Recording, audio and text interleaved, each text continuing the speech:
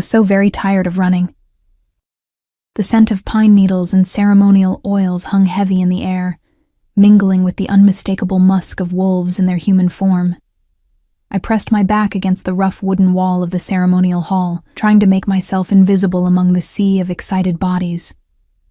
The mating ceremony happened once a year, when the moon reached its fullest point in the autumn sky, and it was the most important gathering for our kind. A celebration where eligible wolves found their mates, strengthening bloodlines and forming new alliances between packs. I wasn't supposed to be here. Not really. Not someone like me. My fingers instinctively reached for the small silver pendant hidden beneath my simple dress, my mother's last gift before she died.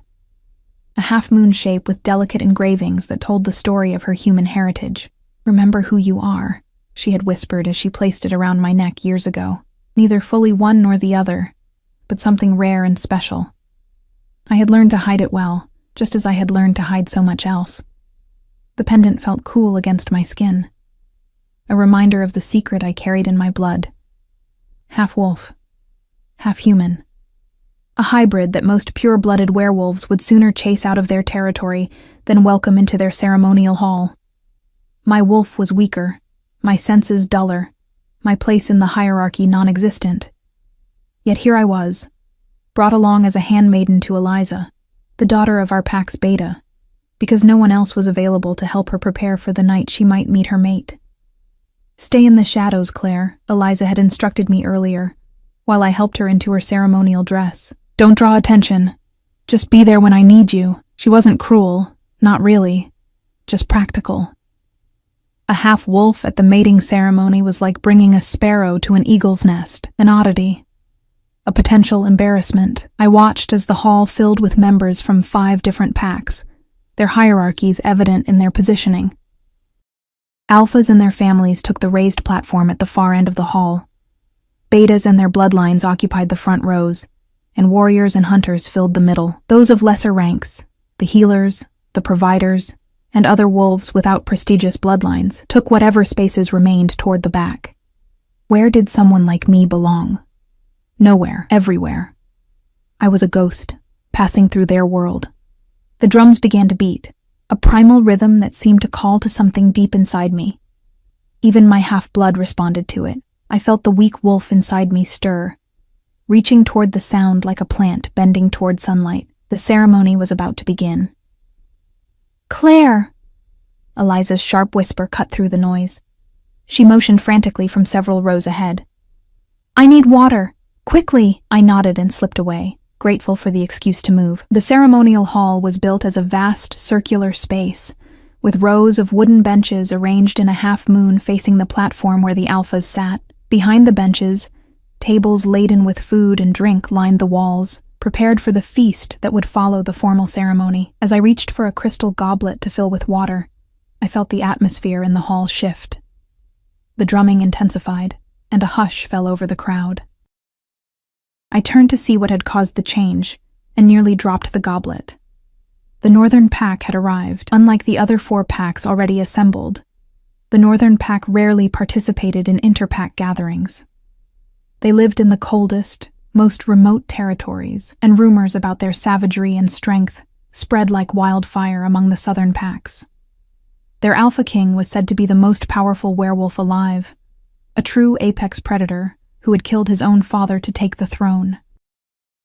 No one knew his age or the full extent of his powers, only that he had never taken a mate, despite being in his prime. And now he was here, standing at the entrance of the hall with his entourage. Even in human form, there was no mistaking his dominance. Tall and imposing, with shoulders that seemed to fill the doorframe, he surveyed the room with eyes so pale they appeared almost silver in the torchlight. His dark hair was longer than was fashionable in our southern packs, falling past his shoulders in a way that seemed both wild and regal. But it was the scar that captured everyone's attention, a jagged mark that ran from his right temple down to his jaw, white against his tanned skin. A battle wound that he wore like a crown. The entire hall had gone silent, and I realized I had been staring far too long. I quickly filled the goblet and turned to return to Eliza, but in my haste, I took a wrong turn. Instead of heading back toward the middle rows where she waited, I found myself walking alongside the empty seats reserved for the highest-ranking visitors, seats that would now be filled by the northern pack. "Excuse me," I murmured, trying to correct my path, but it was too late. The northern alpha and his entourage had begun to file into the reserved section, and suddenly I was caught in their procession, the goblet of water still clutched in my hands. I pressed myself against the wall, hoping to become invisible as they passed. One by one, imposing figures in dark furs and leather strode by, their eyes sliding over me as if I were nothing more than a shadow. I might have escaped notice entirely if not for what happened next. The Alpha King stopped. Just as he was passing me, his steps faltered. His head turned slowly, nostrils flaring slightly as he inhaled. I knew what he was doing, scenting the air, scenting me. Horror washed over me in a cold wave. My scent, my half-wolf, half-human scent that I tried so desperately to mask with herbal baths and special oils. Could he detect it? Would he expose me? His silver eyes locked onto mine, and I felt my breath catch in my throat. For a moment that seemed to stretch into eternity, he studied me with an intensity that made my knees weak. Then, to my absolute shock, he moved. Not away from me in disgust as I had expected, but toward the empty space beside me. "Here," he said, his voice a low rumble that seemed to vibrate through my very bones. His beta, a severe-looking man with sharp features, leaned in. "My king, those aren't your assigned seats. The alphas sit at the—" I said, "here." The words weren't loud, but they carried such authority that the beta immediately fell silent. And so, with my heart threatening to beat its way out of my chest, I found myself standing beside the most feared and powerful alpha in all the packs, as he claimed the bench directly beside where I had been pressed against the wall. "Sit," he commanded, gesturing to the space next to him. I looked desperately toward Eliza, who was staring at me with wide, horrified eyes from across the hall. The goblet in my hands trembled, water threatening to spill over the rim. I can't," I whispered. "I'm just a handmaiden. I need to return to my—" "Sit," he repeated. And this time there was something in his voice that bypassed all rational thought, speaking directly to the wolf inside me. My legs folded beneath me before I could even process what was happening. And suddenly I was seated beside the Alpha King of the Northern Pack, aware of hundreds of shocked and confused eyes upon us. The ceremonial drums faltered for a moment before resuming their rhythm. Whispers erupted throughout the hall like the hissing of snakes. Even his own pack members exchanged bewildered glances. "Your name," he said, not looking at me but straight ahead, as the ceremony began to recover from the disruption he had caused. "Claire," I answered, my voice barely audible over the pounding of my heart. "Claire," he repeated, as if testing the weight of my name on his tongue. Then, so quietly that I almost missed it, "You smell of moonlight and secrets." The elder officiating the ceremony had begun to speak, his voice rising above the drums as he welcomed the 5 packs and explained the sacred traditions of the mating ceremony. But I could focus on nothing except the heat radiating from the alpha beside me, and the terrifying possibility that he had recognized what I was. For the next hour, I sat rigid beside him, clutching the now warm goblet of water that Eliza would never receive, barely breathing as the ceremonial rituals unfolded. Eligible wolves were called forward in order of their rank to present themselves before potential mates. Traditional dances were performed. Ancient vows were spoken. And all the while, the Alpha King remained beside me, his massive presence both terrifying and somehow magnetic. I could feel the stares, hear the whispers. Who was this plain-looking girl with the light hair, seated beside the Northern Alpha? Was she important? Was she being punished? Was this some sort of political statement? When the first part of the ceremony concluded, and people began to rise for the feast portion, I saw my opportunity to escape. "I must go," I whispered, finally setting down the goblet and preparing to stand. "My lady needs me." His hand shot out, closing around my wrist with surprising gentleness, despite the obvious strength I could feel contained within his grip. "Your lady?" His silver eyes narrowed slightly. I serve as handmaiden to Eliza, daughter of Beta Reynard of the Southern Woods Pack, I explained, trying to keep the tremor from my voice. A smile curved his lips, though it didn't reach his eyes. Not anymore. Before I could ask what he meant, he stood, pulling me to my feet beside him. His towering height made me feel even smaller than my already modest stature. With his hand still wrapped around my wrist, he turned to face the startled faces of his pack members. "This one," he announced, his voice carrying despite its measured tone, "will attend me during our stay." His Beta's face contorted in shock. "My king, we brought your usual attendants. There's no need to." "Are you questioning me, Thorn?" The temperature of his voice seemed to drop several degrees. The Beta named Thorn immediately lowered his eyes. "No, my king." The Alpha turned his silver gaze back to me, and there was something in his eyes that sent a shiver down my spine, not entirely from fear. "You will attend me at the feast," he said, and though it was clearly a command, there was a strange note in his voice, almost like curiosity. "And after." As he led me toward the feasting tables, I caught a glimpse of Eliza's face, pale with shock, and something that looked uncomfortably like anger. I had no idea what to do, how to explain, or even what was happening. The only thing I knew with certainty was that somehow, impossibly, the most powerful Alpha in all the territories had singled me out.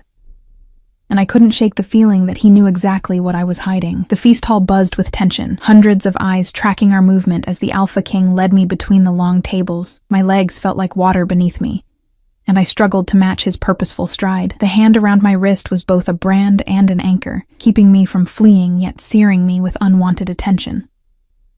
"My king," a voice called out, and the crowd parted to reveal the elder who had officiated the ceremony. His weathered face was carefully composed, but I could see concern flickering in his eyes. "We've prepared the traditional seat of honor for you at the Alpha table." The Northern Alpha stopped, his thumb absently brushing against my pulse point in a gesture that sent an inexplicable shiver through me. I wondered if he could feel my heart racing beneath his touch. "I prefer to observe before I engage," he replied, his deep voice resonating through the suddenly quiet hall. "Prepare a table apart. For two." The elder's eyes flicked to me, then back to the Alpha, confusion evident. "As you wish," he conceded with a slight bow. Within moments, attendants scrambled to set up a small table on a slightly raised platform at the side of the hall. It offered a perfect vantage point to survey the entire gathering while remaining separate from it, precisely what a predator would choose, I thought with growing unease. As we approached the table, I finally gathered the courage to speak.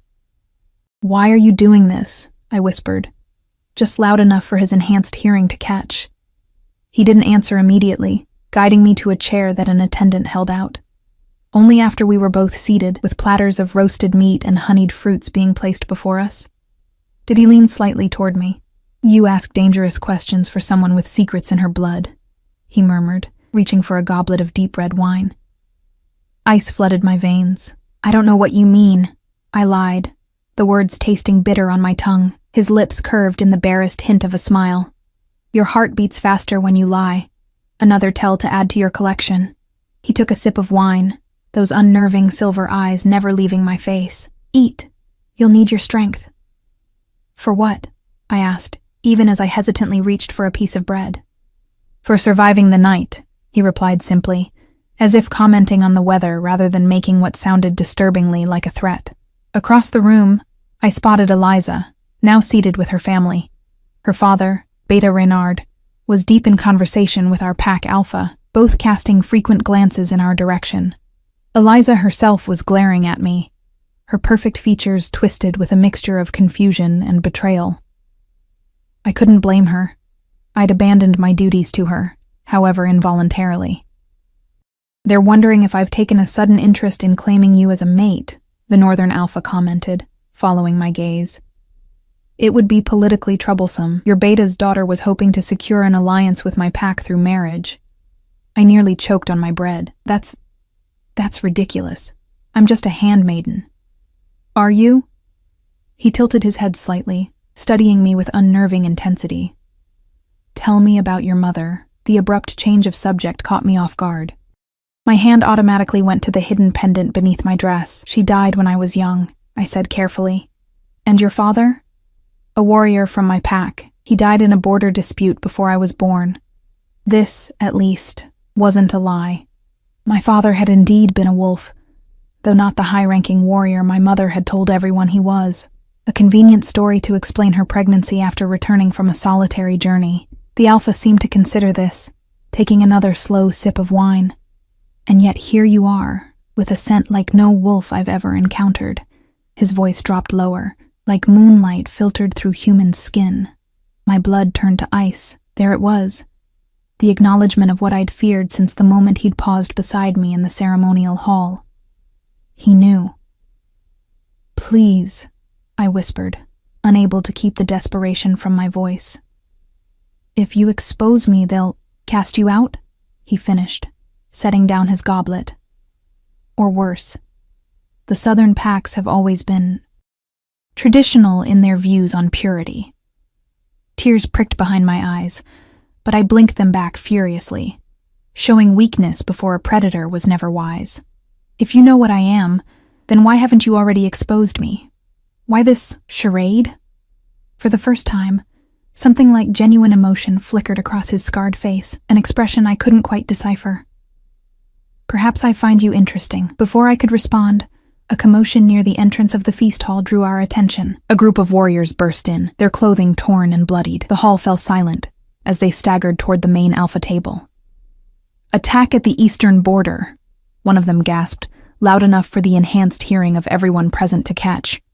Rogues, at least 30. They've breached the outer defenses. The feast erupted into chaos. Warriors leapt to their feet. Alphas began barking orders, and frightened murmurs spread through the lower-ranked wolves. The northern alpha rose in one fluid motion, his entire demeanor shifting. The man who had been unsettling but controlled beside me transformed into something far more dangerous before my eyes. Thorn, he called, and his beta materialized at his side almost instantly. Gather our warriors. Thorn nodded sharply, but hesitated, glancing at me. And the girl? The alpha's hand descended to my shoulder, the weight of it both reassuring and possessive. She stays with me.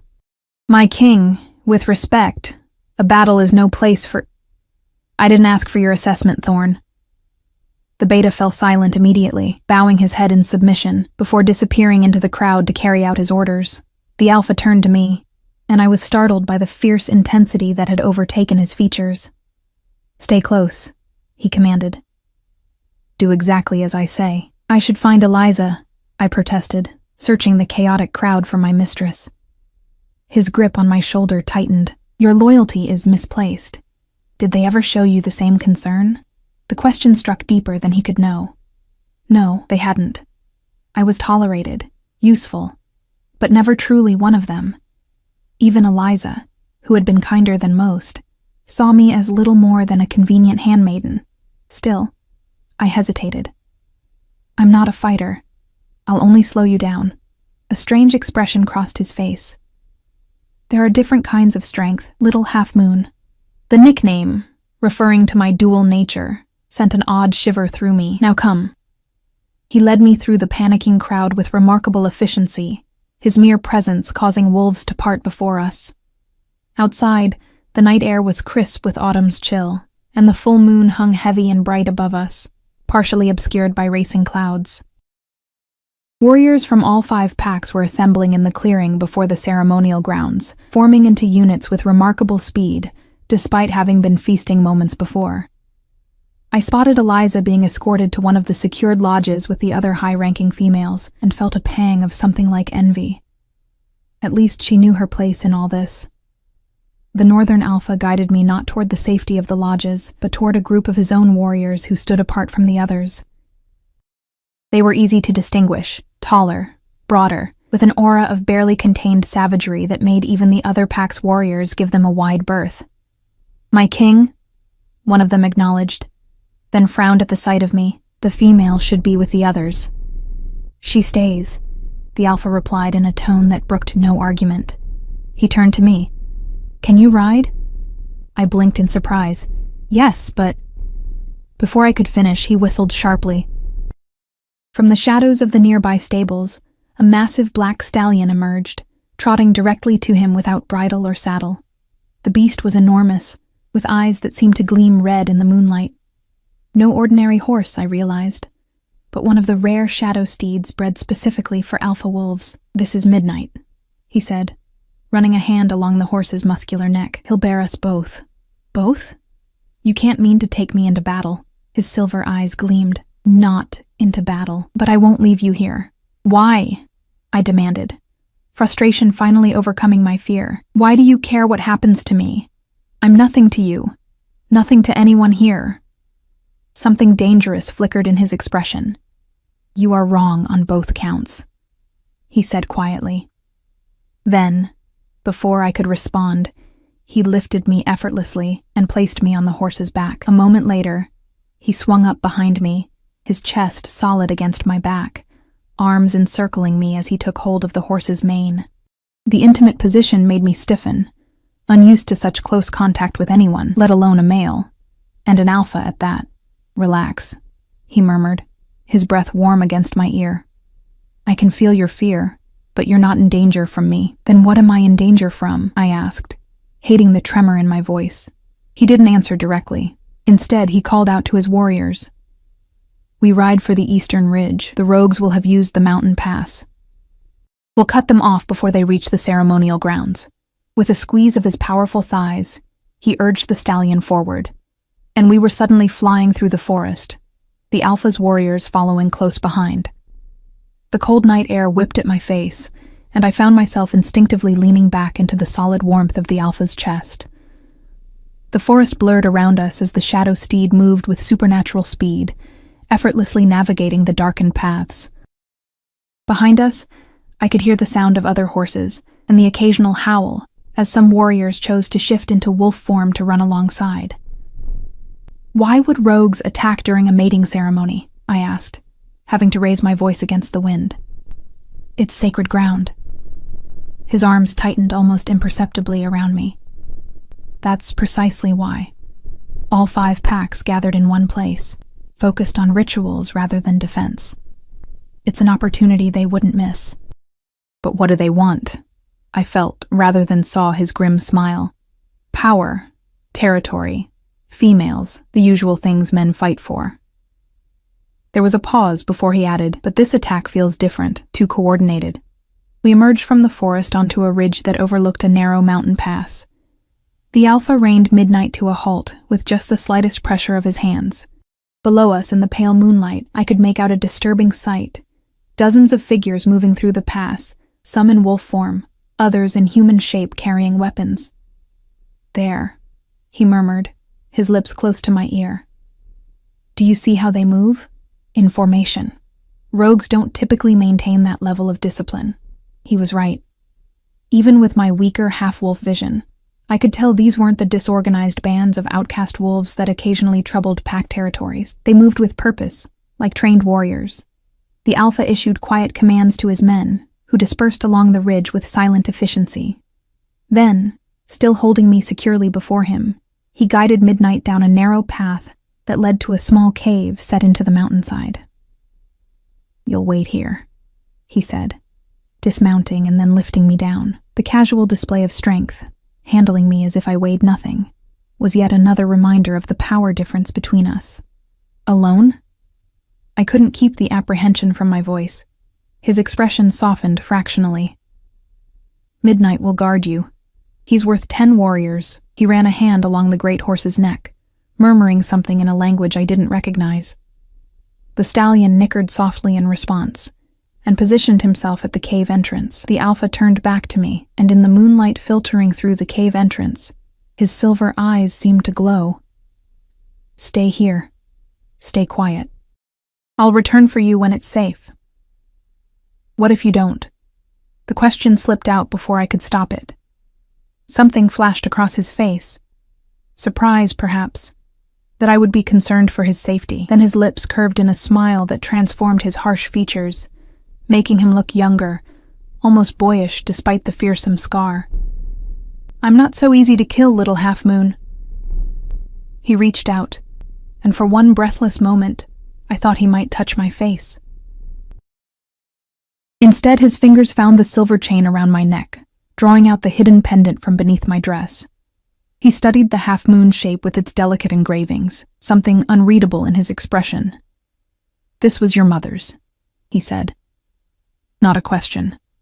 I nodded, unable to speak past the sudden tightness in my throat. His thumb brushed over the engravings. "Keep it close. Remember who you are." Then, so quietly I almost missed it. There is power in being both, rather than one or the other. Before I could respond to this cryptic statement, he released the pendant and stepped back, his expression once again becoming the impassive mask of the Alpha King. "I'll return soon. Trust no one else who comes." With that warning, he was gone, disappearing into the darkness beyond the cave entrance with predatory silence.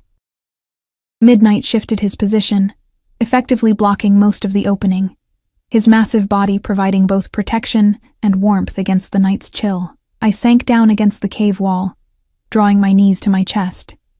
The events of the evening swirled in my mind like autumn leaves caught in a whirlwind. How had I gone from being an invisible handmaiden to sitting in a cave under the protection of the Northern Alpha King? And more importantly, what did he want from me? He knew my secret.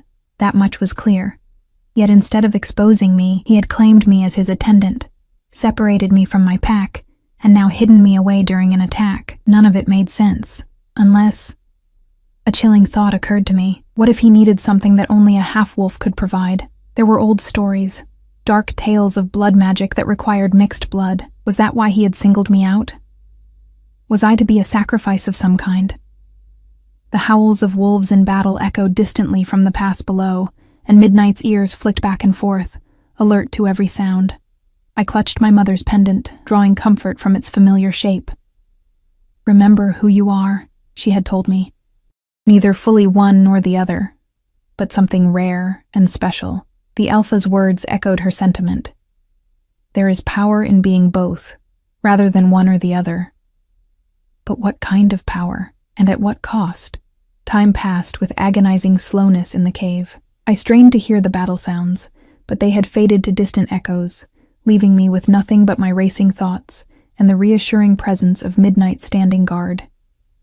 The massive shadow steed remained utterly vigilant, his ears constantly swiveling to track sounds I couldn't detect.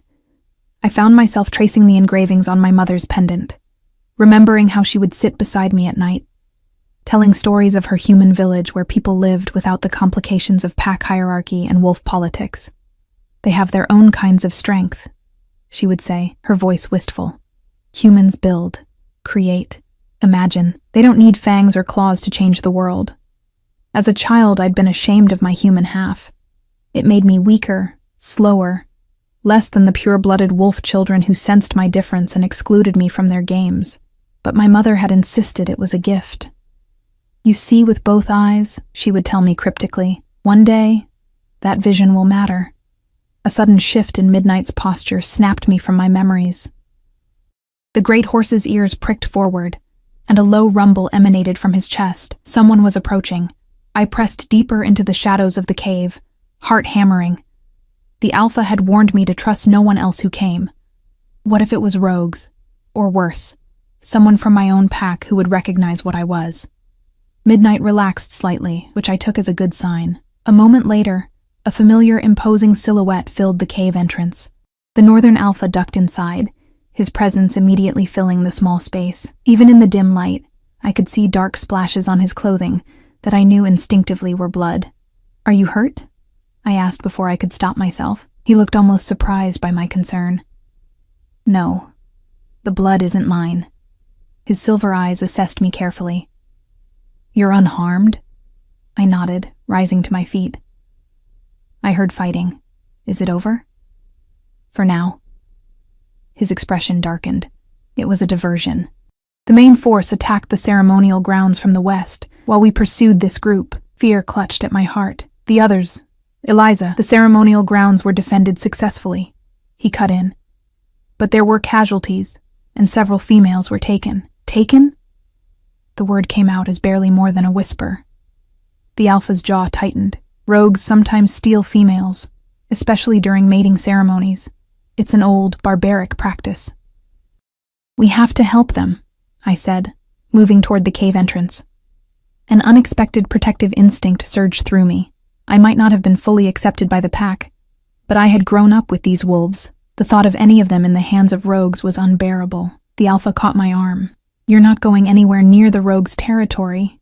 "But I didn't protect you only to deliver you into greater danger," he said, his voice leaving no room for argument. I stared up at him, confusion and frustration warring inside me. "Why are you protecting me at all? You still haven't explained why you singled me out, why you're keeping my secret. What do you want from me?" For a long moment he was silent, studying my face with those unnerving silver eyes. Then, with a sigh that seemed to come from some deep, weary place inside him, he released my arm. "Walk with me," he said, gesturing toward the cave entrance. Midnight moved aside to let us pass, and the alpha led me along a narrow path that wound up the ridge, away from the direction of the battle. The full moon illuminated the forested landscape below us, casting everything in silver and shadow. In the distance, I could see smoke rising from what I assumed was the ceremonial grounds. 20 years ago, the alpha began, his deep voice oddly quiet against the night air. A northern female left our territory without permission. She was not high-ranking, but she was special. She could see things before they happened. Small things, usually. Where the best hunting would be, when the weather would change, which matings would produce the strongest cubs. My steps faltered slightly. He continued walking, forcing me to keep pace. "She was gone for nearly a year," he continued. "When she returned, she was different, quieter. Her gift had changed too, stronger in some ways, absent in others.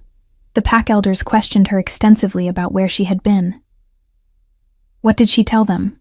I asked, though a cold certainty was beginning to form in my chest. His eyes met mine. That she had spent time among humans. That she had fallen in love with one. That she had borne a child, who she left with that human, knowing the northern pack would never accept a half-blood. My breath caught in my throat. You think I'm that child? I know you are." There was absolute certainty in his voice. "Your scent. It carries echoes of northern territory, of pine forests and snow-covered mountains, and beneath that," he leaned closer, inhaling deeply near my neck, making me shiver. "The unmistakable scent of Della's bloodline. Della. A name I'd never heard before, yet it resonated within me like a bell being struck. My mother told me her name was Eleanor," I whispered. "A human name she adopted during her time away," he confirmed.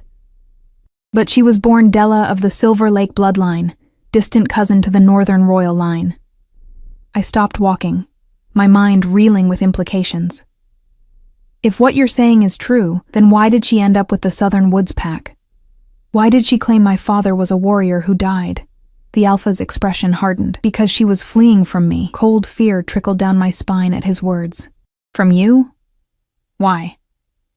"Not for the reasons you're imagining," he said, reading my expression easily. "I was not king then.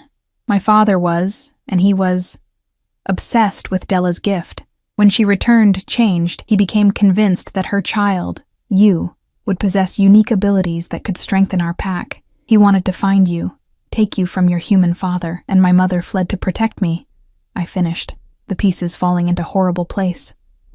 He nodded. "She sought asylum with the Southern Pack, creating a new identity, claiming her mate had been one of their own. They accepted her, though they never fully trusted her, and when she died, they kept me on as a handmaiden," I said bitterly. "Useful, but never truly part of the pack." Something like anger flashed across the alpha's scarred face. "They knew what you were. They must have. No pure-blood wolf would have your scent." I shook my head. "Only the previous alpha and my mother's closest friend knew the truth.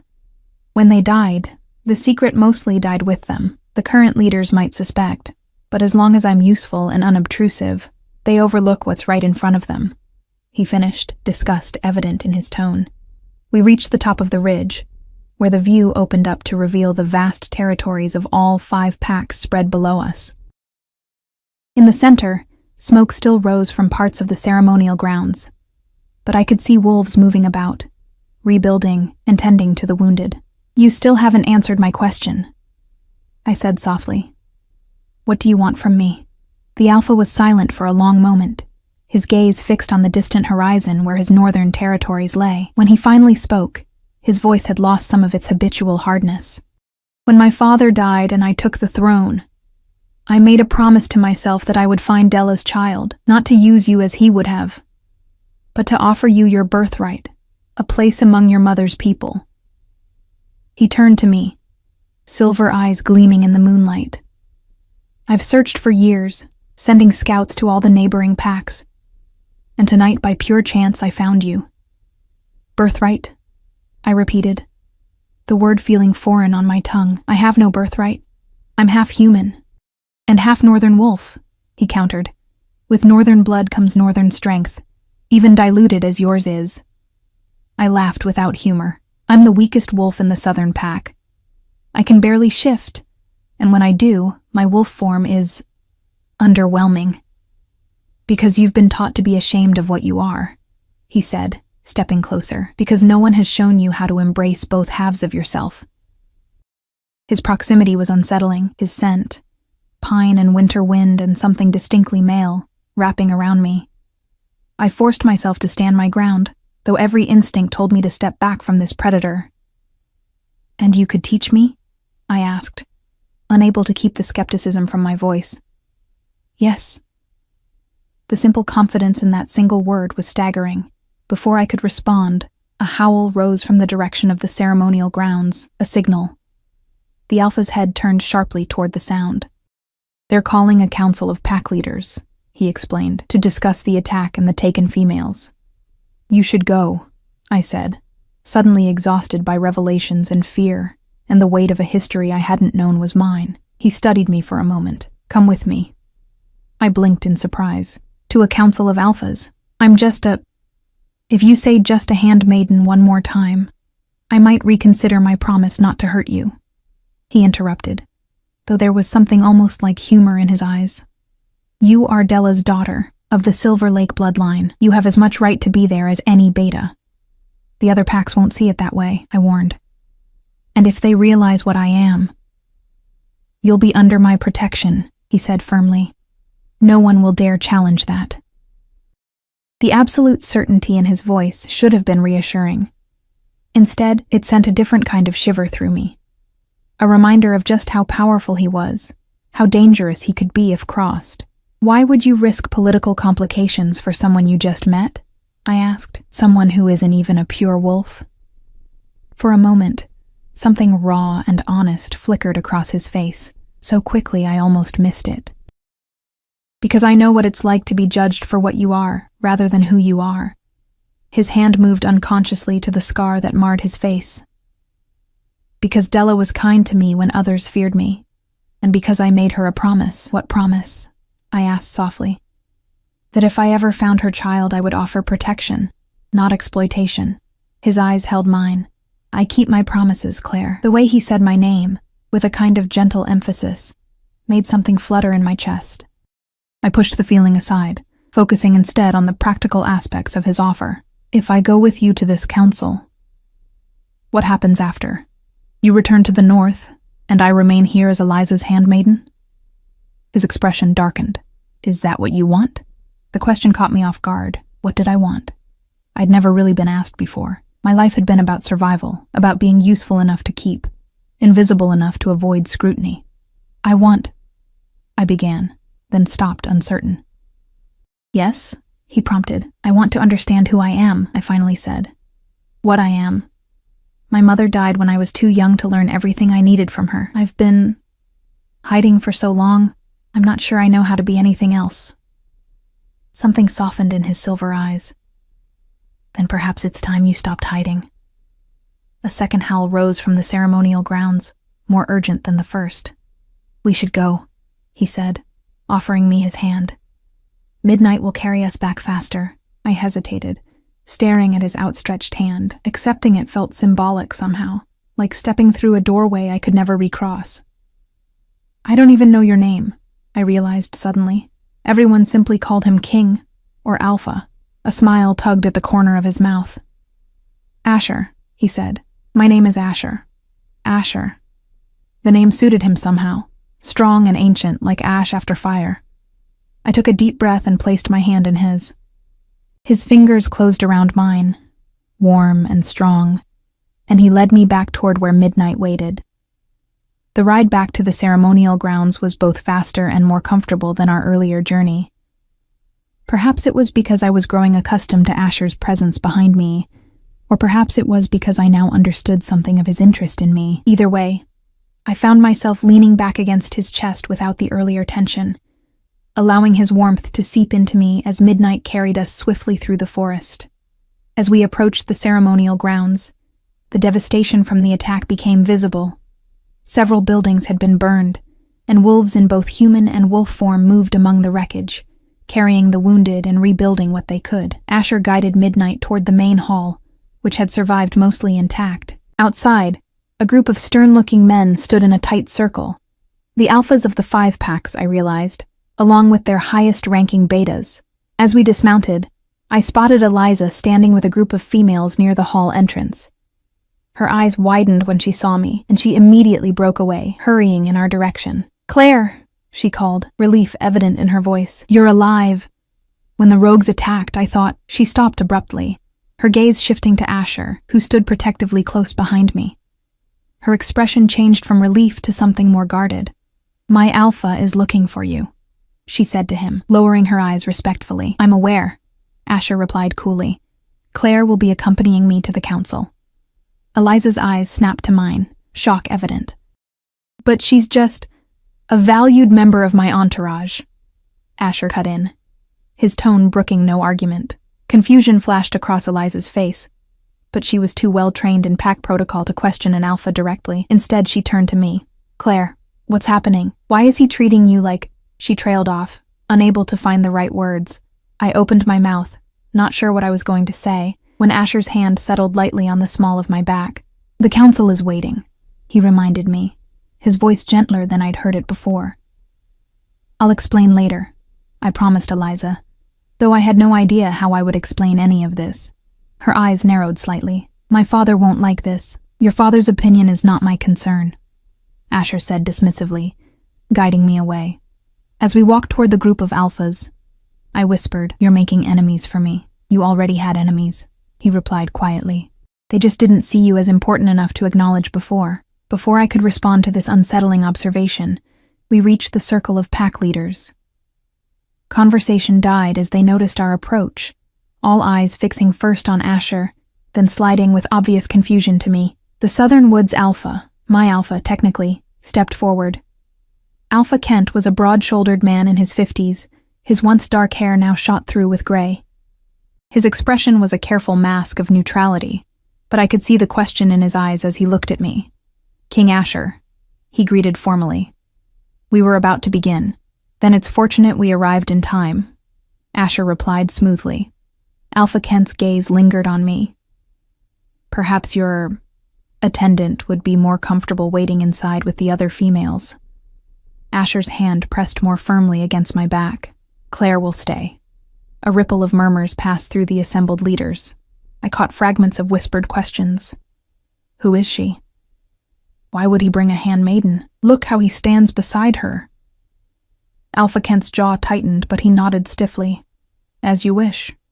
He turned to address the full group. "The rogues have taken 7 females, 2 from my pack, 3 from the Eastern Valley pack, 1 from the River pack, and 1 from the Mountain Ridge pack. None from the Northern Territories," observed one of the other alphas, suspicion clear in his voice. "The Northern pack arrived last and was positioned furthest from where the main attack occurred," Alpha Kent pointed out, though I could hear the same suspicion underlying his reasonable words. "Are you suggesting my pack had something to do with this attack?" Asher asked, his voice deceptively soft. The temperature of the gathering seemed to drop several degrees. I felt the subtle shift in Asher's stance, a predator preparing to strike if necessary. "No one is suggesting anything," Alpha Kent said quickly. "We're simply trying to understand what happened and how to respond." Asher nodded, but his posture remained alert. "Continue." "We've tracked the rogues' scent to the Dark Hollow," Alpha Kent said. "They've established a camp there, well defended and difficult to approach without being detected. We should attack immediately," declared one of the other alphas, a younger man with fierce eyes who I recognized as the Mountain Ridge leader. before they can move deeper into unclaimed territories. A direct assault would endanger the captives, countered the River Pack Alpha, an older female with silver-streaked auburn hair.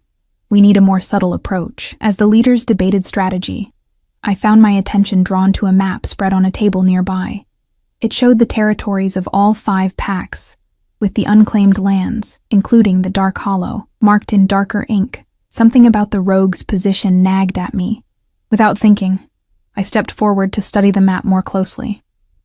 The conversation halted abruptly, all eyes turning to me. "What is she doing?" someone muttered. I felt Asher move to my side, his presence both reassuring and intimidating. "You've noticed something," he said, not a question but a statement. I nodded, suddenly nervous with so many powerful wolves watching me. The Dark Hollow. It borders all 5 territories.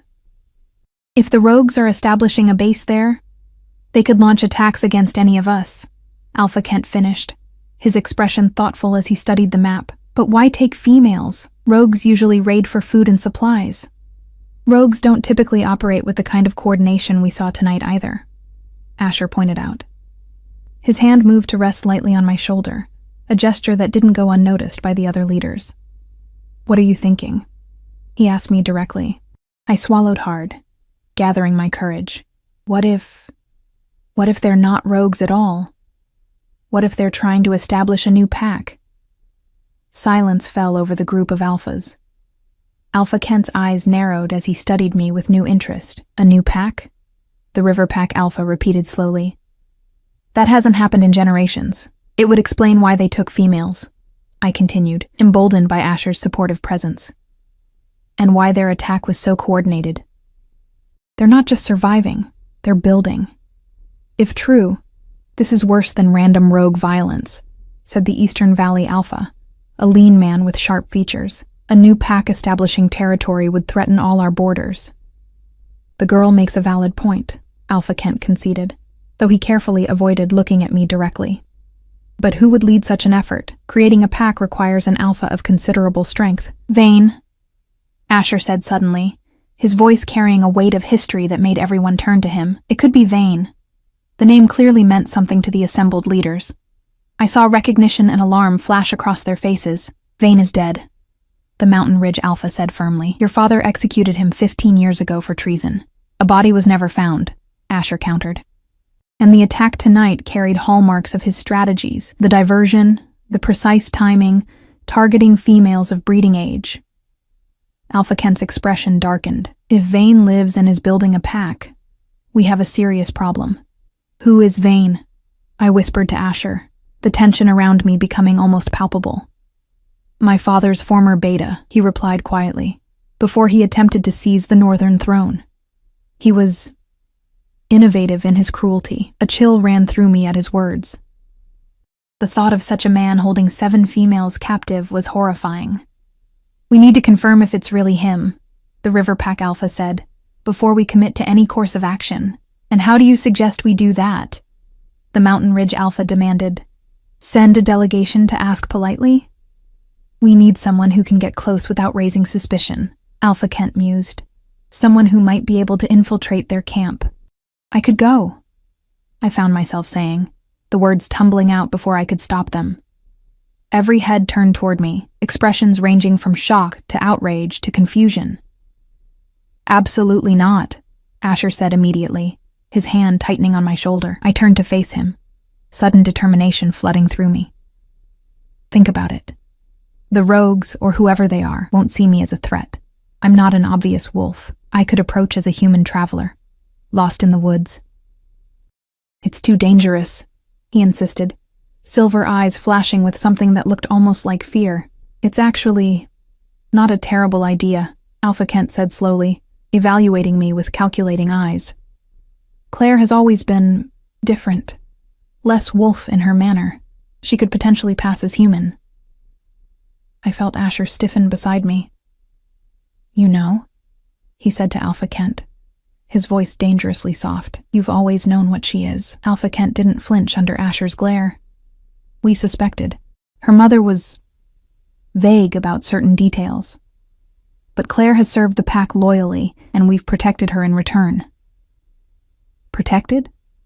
Asher's laugh was cold. "You've used her, kept her ignorant of her heritage, treated her as less than what she is. This isn't the time for this discussion," the River Pack Alpha interrupted firmly. "We have 7 women to rescue. If Claire is willing to help, she's not," Asher stated flatly. I straightened my spine, something new and defiant rising in me. "I am." Asher turned to me, genuine surprise in his expression. "Claire, all my life, I've been tolerated because I'm useful," I said quietly, meeting his gaze. "Let me be useful now, in a way only I can be." "This isn't about proving your worth," he argued, lowering his voice so only I could hear. "Isn't it?" I countered. "You said I should stop hiding, that I should embrace both sides of what I am. My human half could save those women." Internal conflict played across his scarred face. "I promise to protect you, then help me do this safely," I challenged. "But don't stop me from trying."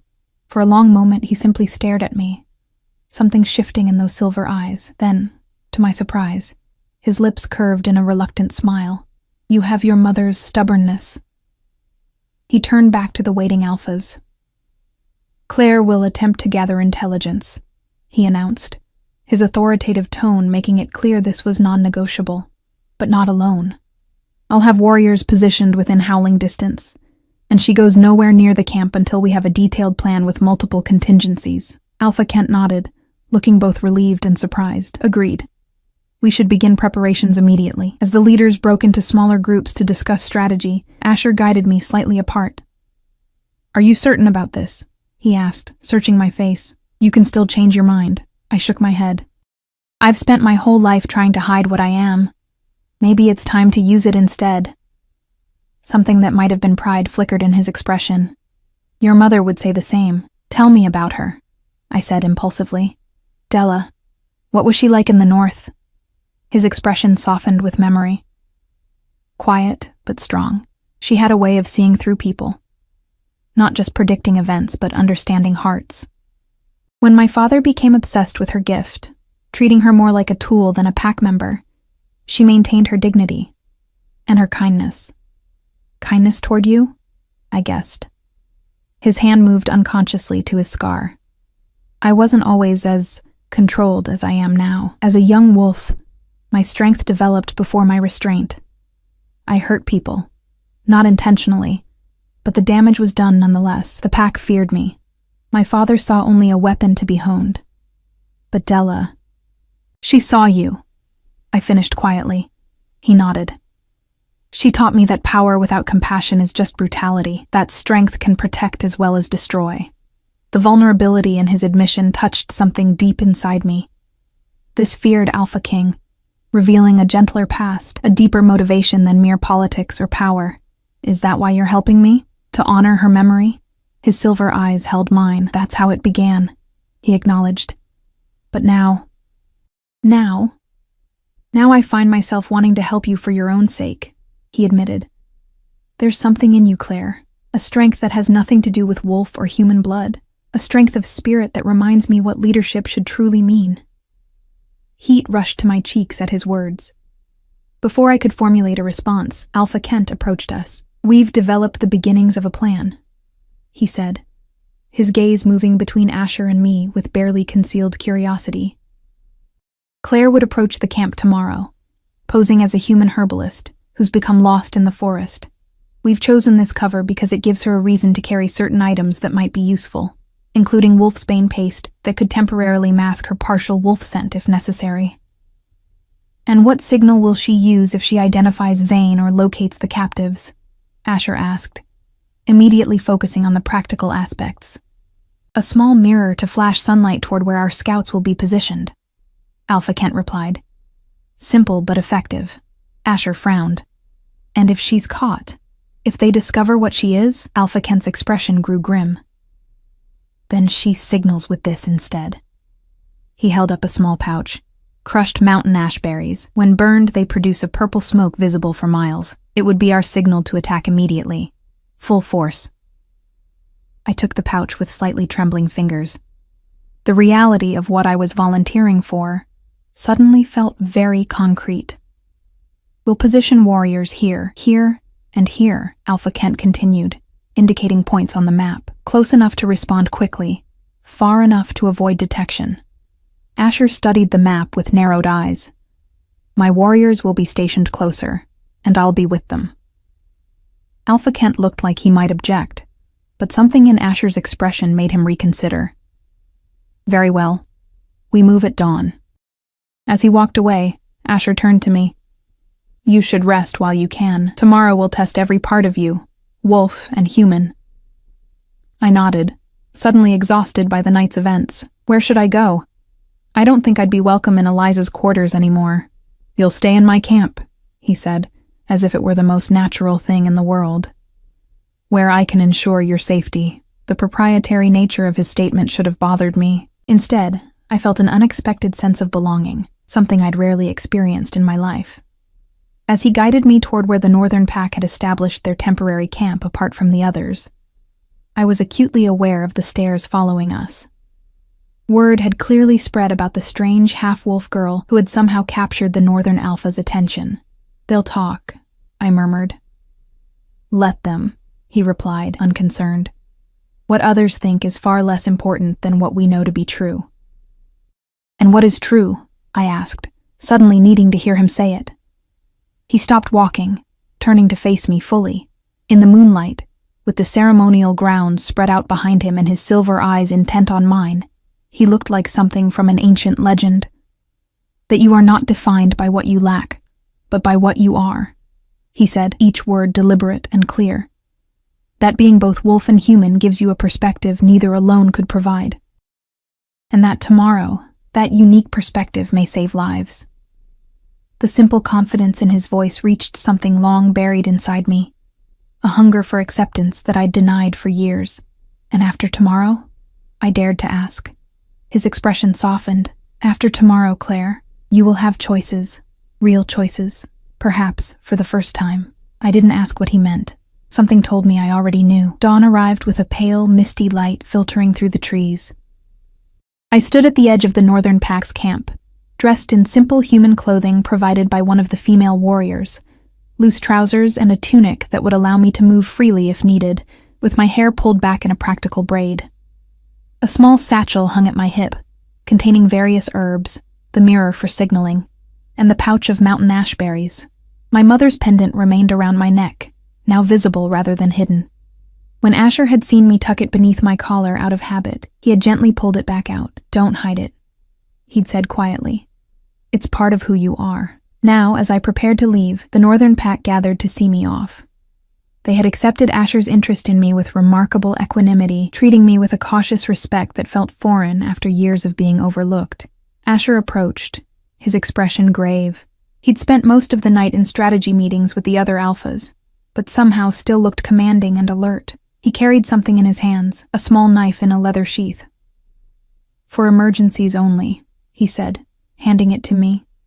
"It's silver-edged, effective against our kind if necessary." I took it carefully, noting the elegant engravings on the handle, the same crescent moon pattern as my pendant. "This is Northern work. It belonged to Della," he confirmed. I had it with me, hoping to return it to her child someday. The weight of the knife felt suddenly significant.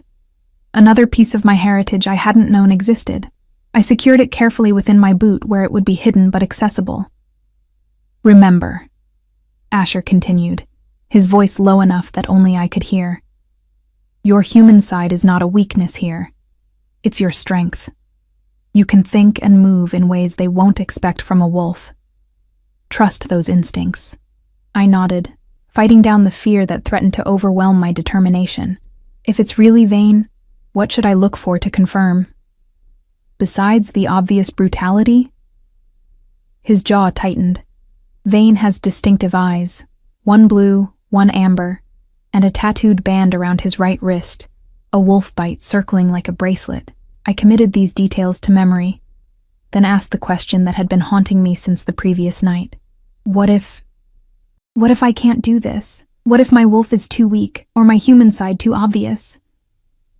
Asher's expression softened, and to my shock, He reached out to touch my cheek, a gentle, fleeting contact that sent warmth spiraling through me. "Claire," he said, my name sounding like something precious in his voice. "You've survived for years in a pack that never truly accepted you. You've maintained your strength and dignity in circumstances that would have broken many pure wolves. Don't underestimate yourself." His confidence in me was like a physical force, straightening my spine and lifting my chin.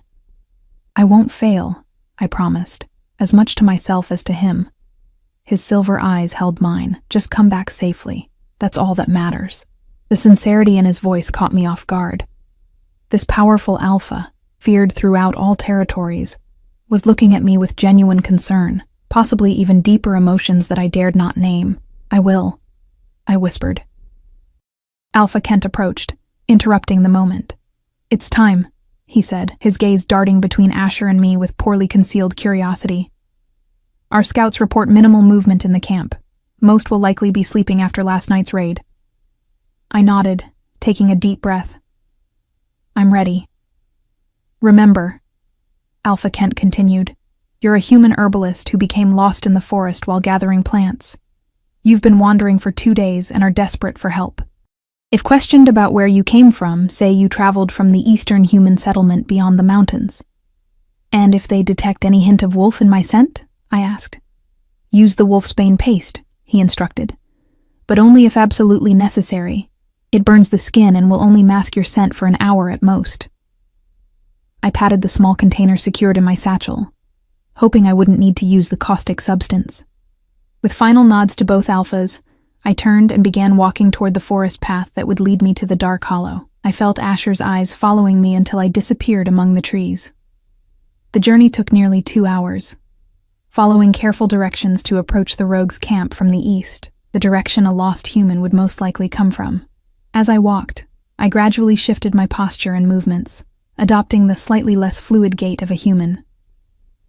I softened my vigilance, allowing my eyes to miss details a wolf would notice, making my footsteps a little heavier than necessary.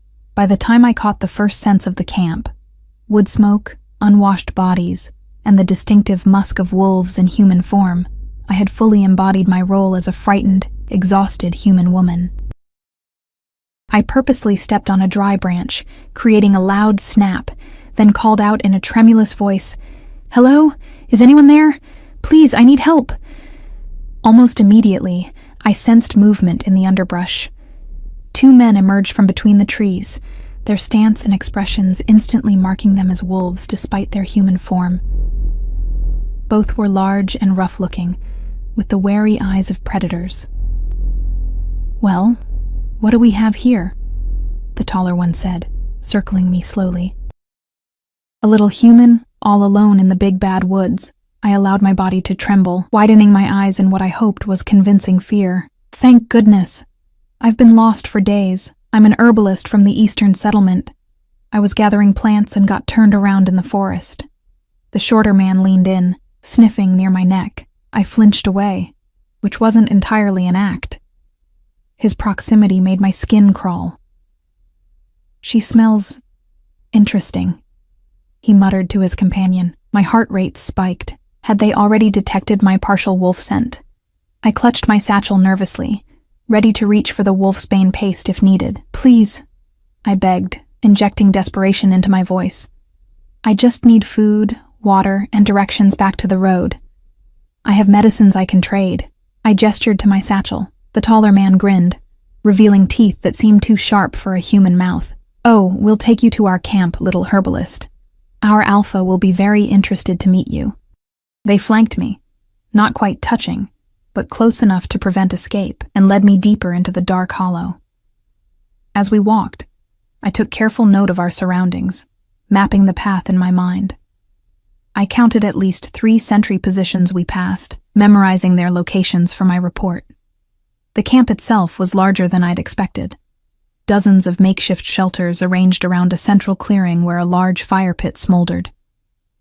Warriors moved about with purpose, carrying weapons and supplies. This was no disorganized band of rogues. This was indeed a pack in formation. My escorts brought me to a larger shelter constructed of animal hides and fallen logs.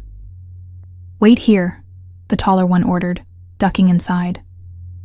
While he was gone, I scanned the camp as subtly as I could, searching for any sign of the captive females. Near the far edge of the clearing, I spotted a heavily guarded structure. The guards' positioning, facing both outward and inward, suggested they were keeping people in as much as keeping others out. The tall wolf emerged from the shelter. "He'll see you now." Taking a steadying breath, I stepped inside.